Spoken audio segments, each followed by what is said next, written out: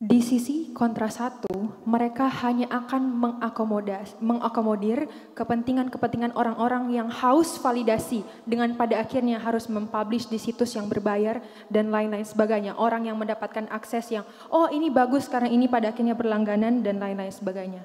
Toh pada akhirnya tim kontra satu akan menang kalau pada akhirnya mereka bisa menjelaskan mengapa akses tertutup itu memberikan manfaat dibandingkan akses terbuka itu sendiri. Manfaat seperti apa, kepada siapa, mereka tidak mengatakannya, maka argumen mereka tidak bisa dikredit oleh juri itu sendiri.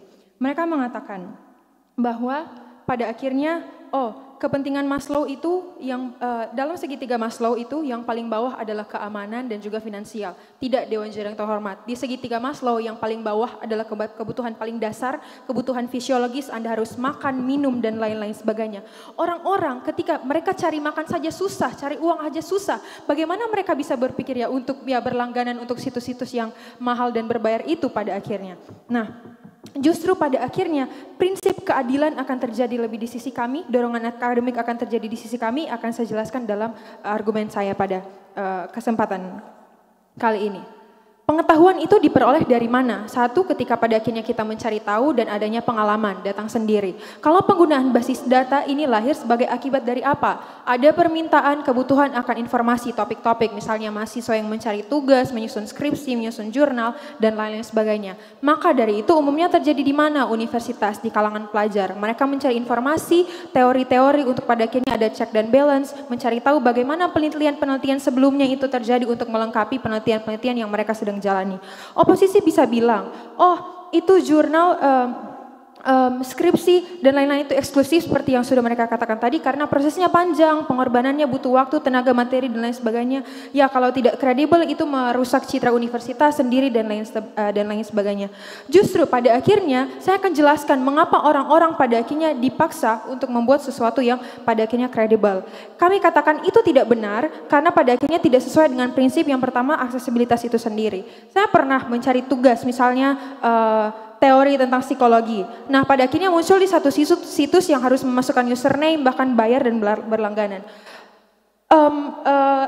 Pada akhirnya, citra, informasi dan teori yang pada akhirnya citra itu akan dirusak karena pada akhirnya mengapa? Informasi dan teori yang orang-orang dapatkan itu, peneliti itu dapatkan juga bukan mereka kok yang menciptakan teori itu. Bisa jadi informasi-informasi yang didapatkan dari situs-situs yang pada akhirnya didapatkan dari yang tidak berlangganan juga. Katanya misalnya skripsi itu supaya bisa ada kontribusi kepada masyarakat. Masa katanya pendidikan itu mau merata?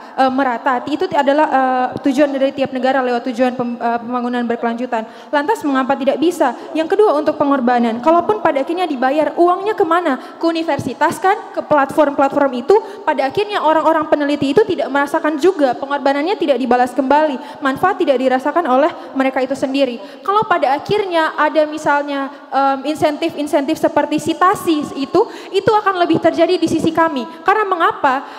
Terkenalnya misalnya suatu situs atau suatu jurnal itu dilihat dari seberapa banyak orang yang mengunjungi situs itu, seberapa banyak orang yang mengkredit atau mensitasi situs itu, dan itu justru akan terjadi ketika dominansi terhadap situs-situs yang tidak berbayar itu ada ya, karena pada akhirnya masyarakat akan malas dan tidak mau lagi berlangganan untuk membayar uang untuk pada akhirnya berlangganan ke situs-situs yang berbayar itu, karena masyarakat itu luas itu sendiri. Bagaimana pada akhirnya dominasi penggunaan basis data, akses terbuka lebih baik daripada akses tertutup dan memberikan manfaat. Satu, untuk mahasiswa. Mungkin mereka mengatakan, kalau mahasiswa zaman sekarang, kalau sudah dapat informasinya, ya sudah dapat ya, itu langsung di copy paste dan lain sebagainya. Tapi saya rasa akan tetap ada check dan balance.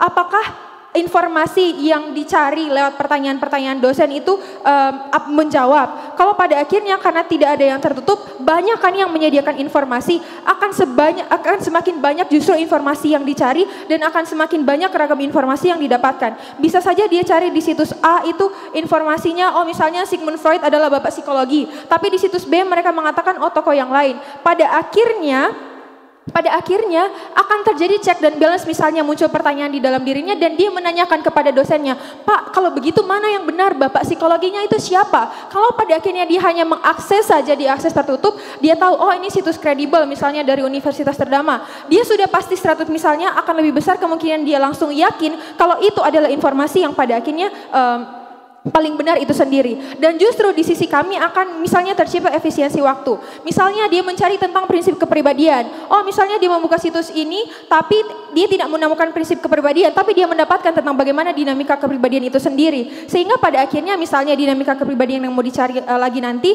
dia akan mendapatkan informasi tersebut dengan lebih cepat dan informasi yang justru lebih banyak.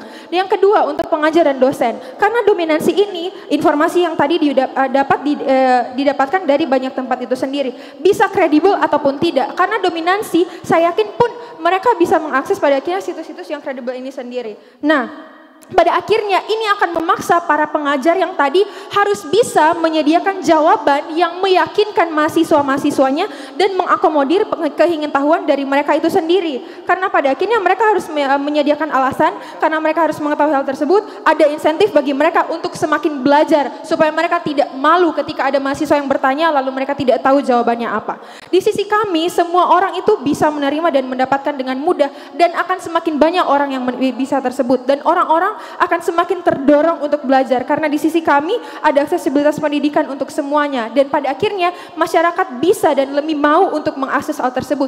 Maka dari itu informasi-informasi pendidikan-pendidikan akan semakin aksesibel untuk semua orang. Di sisi kami otomatis citra misalnya dari universitas atau individu itu akan jadi lebih banyak, mereka akan jauh lebih tervalidasi di sisi kami daripada di sisi mereka. Kalau pada akhirnya misalnya tidak ada dominasi ini dengan juri yang terhormat, ya pada akhirnya yang akan lebih muncul misalnya mahasiswa-mahasiswa itu hanya akan cari di kecerdasan buatan dan lain-lain sebagainya, karena pada akhirnya ya mereka pada akhirnya mereka itu tidak ada yang mendorong atau spektrum yang mendorong mereka untuk pada akhirnya mencari di hal-hal yang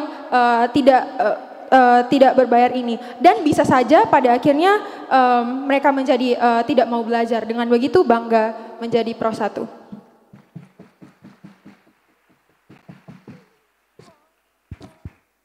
7 menit 11 detik, terima kasih. Dan untuk merespon saya undang pembicara kedua dari